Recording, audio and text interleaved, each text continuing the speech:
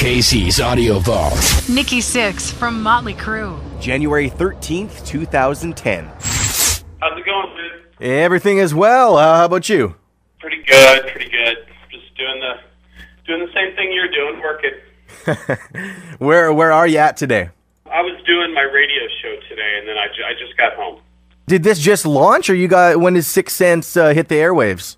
It launches February 8th. What made you decide to get into my line of business? I've just been in love with radio ever since I was a kid, and when the opportunity, arose to be a host of a show, and it was going to be syndicated, I jumped at it. I mean, it's just perfect.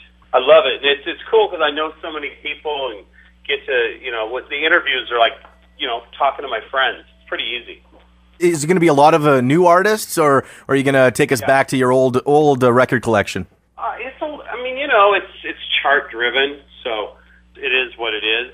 We have like a weekend show, and we do like kind of a bastardized list of what's the hottest bands out there right now, and it's cool, man. It's really a blast. I mean, it's funny because I've been doing that all day, and now I'm on the phone with you, and I'm on the other side. From going through the years and years of being interviewed, do you know how not to interview somebody now? Mm-hmm. You don't want to ask anybody their favorite color. Yep. Yeah, you're like, yep, been there, done that. No, I just crossed that off my list. I think the most important thing is to obviously know what you're talking to the artist about. I always love it when somebody is like, so when are you guys going on tour? And I go, we're going to be in town tomorrow night. Well, I see you guys hitting the MTS Center here at the end of the month, and it's the Dead of Winter tour. It's Motley Crue, Joe Perry Project, along with Airborne. You guys have come through Canada in the winter before, so you must have yourself a good warm jacket. I actually just went and got one today. Living in California, you don't have that much winter clothing. Is it hard to find a winter jacket in LA? It is. It's really hard. You got to go to like a pretty big sporting place, and mostly for skiers and stuff. I'm going to look like, I'm all bundled up. I'm ready. I can't complain, man. Canada's one of my favorite places. Well, I remember back in '94 when Motley Crue played the old arena, and it was the same day this huge blizzard hit. My friends and I were stuck in the snow, and we didn't think we'd be able to make it, but we just got there as the intro was playing, and it was just one of those concert moments that stays with me. Do you have a moment like that from you being a young fan going to see a concert? I mean, when I was like in my teens, I went and saw Queen play at the place called Seattle. What was that place called? It was like a small theater up in Seattle. And I saw Queen, I saw T-Rex, I saw Kiss play opening for Savoy Brown. Those were some of my favorite moments. Discovering new music and seeing it play live was cool. And were you underage? Did you have to sneak into the bars at that time? Well, I mean, not to see bands and stuff. I guess it was all ages. I didn't even know there was not such a thing as an all-age concert.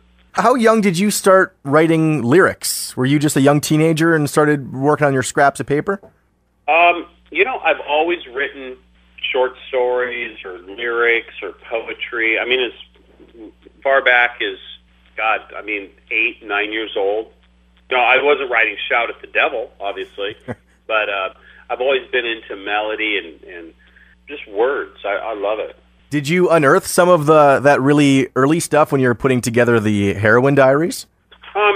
Not like early like that, but definitely found a lot of scraps of paper and handwritten notes and stuff. I have boxes full of that stuff, and a lot of my journals and stuff had that in it. So, if I'm writing for Motley Crue, I'm writing, but I'm also like jotting down thoughts and stuff. So it's interesting when you go back through stuff and you find all this, stream of consciousness, I guess. That seems crazy that you were whacked out of your brain and you still kept writing and you were still able to keep all these papers? I mean, that's kind of what I did is I just wrote. I wrote everything down. I mean, it wasn't a very good organization, but it was some form of organization. Pretty cool. I've seen that The Dirt is on many best books of the decade lists. You're in pretty well-respected company. Did you think that would make it into literature?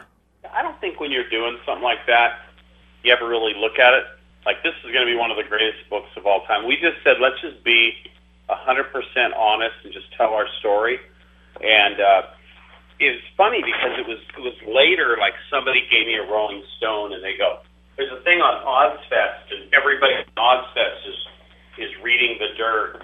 There's a thing on this band, and they're reading the dirt. And I was like, then it kind of started to sink in that, you know, there was an interest on the band on more than a musical level.